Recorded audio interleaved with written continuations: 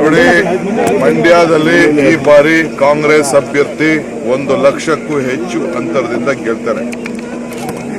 ಒಬ್ಬ ಸಾಮಾನ್ಯ ಕಾರ್ಯಕರ್ತರಿಗೆ ಇವತ್ತು ನಾವು ಗುರುಸಿ ಕಾಂಗ್ರೆಸ್ ಕುಟುಂಬದ ಒಬ್ಬ ಸದಸ್ಯರಿಗೆ ಕೊಟ್ಟಿದ್ದೀವಿ.